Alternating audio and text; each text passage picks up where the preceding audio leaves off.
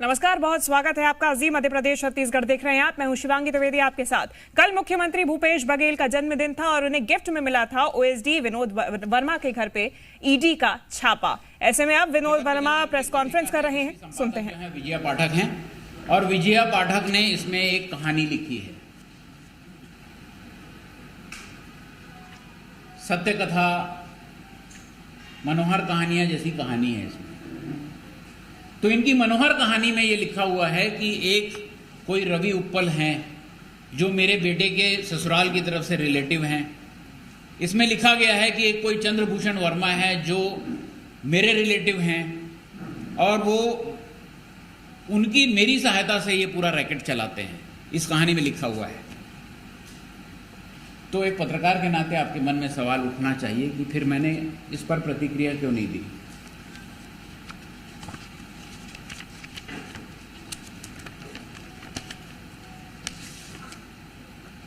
इक्कीस दिसंबर 2022 को दुर्ग पुलिस अधीक्षक, आईजी पुलिस दुर्ग और डीजीपी तीनों को मैंने लिखित शिकायत दी है इस पत्रिका की कॉपी लगाकर कि ये पत्रिका ऊल जलूल कुछ भी लिख रही है जिसका कोई आधार नहीं है। पर ऐसा लगता है, ऐसा प्रतीत होता है कि इनके पास बहुत सारे सबूत इस कहानी के हैं, तो इनको बुला के जांच की जाए और इसमें मेरी भूमिका की भी जांच की जाए। इसकी अंतिम पंक्ति मैं पढ़ के सुनाता हूँ।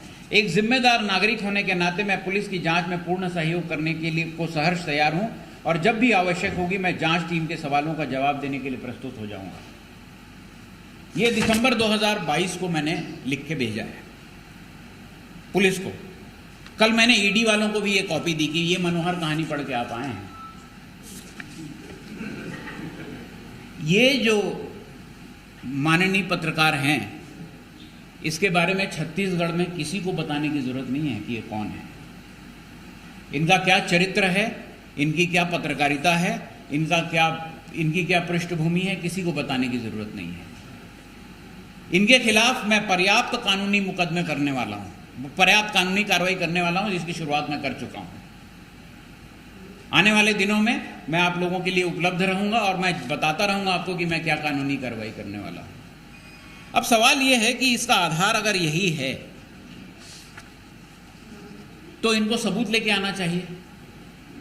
चंद्रभूषण वर्मा मेरा रिलेटिव नहीं है, दूर दूर तक मेरा रिलेटिव नहीं है, मुख्यमंत्री जी का रिलेटिव नहीं है। वो पुलिस डिपार्टमेंट में है। मेरी एक बार मुलाकात हुई है 2.5 साल पहले और वो मैंने उनको बुलवाया था ये कहने के लिए कि मेरा नाम लेकर अगर तुम कहीं पर कुछ बात करते हो तो मैं तुमको नौकरी से भी हटवाऊंगा और जेल भी भिजवाऊंगा, मैं मुकदमा दायर करूंगा तुम्हारे खिलाफ। उसके बाद से मेरे दफ्तर में वो आया नहीं है। तो उसकी जो भी भूमिका इस सट्टेबाजी में है, महादेव ऐप में है, उसकी पहले जांच कर लेते, तहकीकात कर लेते, उसके बाद आते।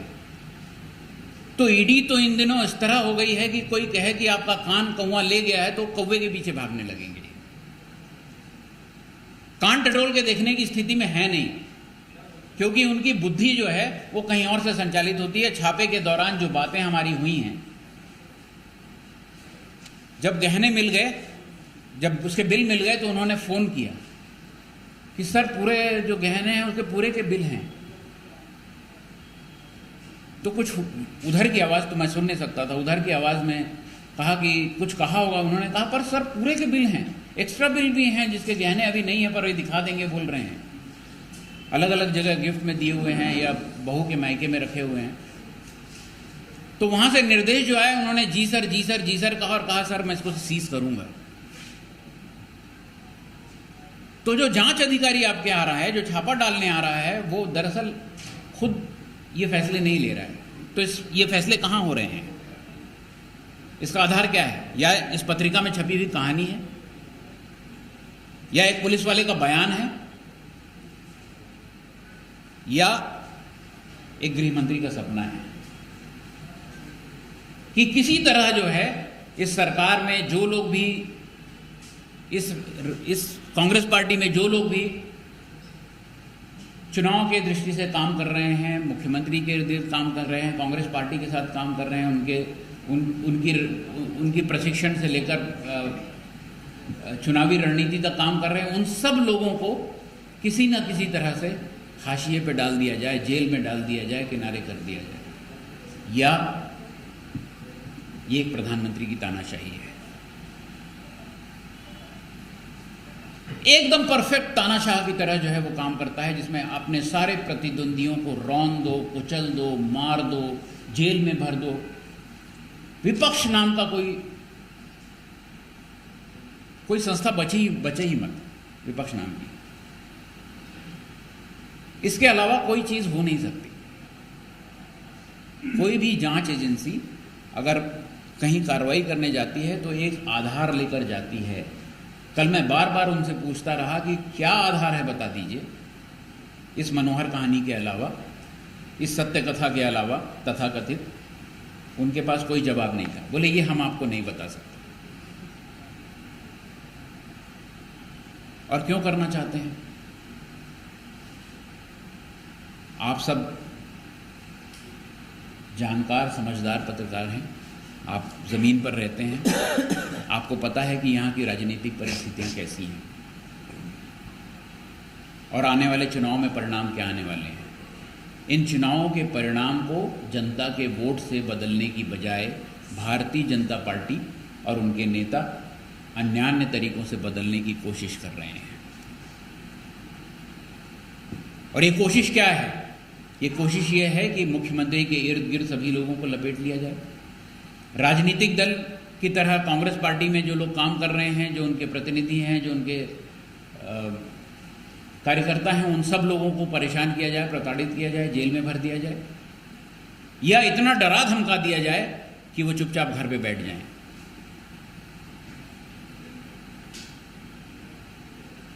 और सवाल यह है कि मनी लॉन्ड्रिंग की ये जांच करना चाहते हैं, सट्टेबाजी की जांच करना चाहते हैं। ये बहुत स्वागत योग्य का कदम है।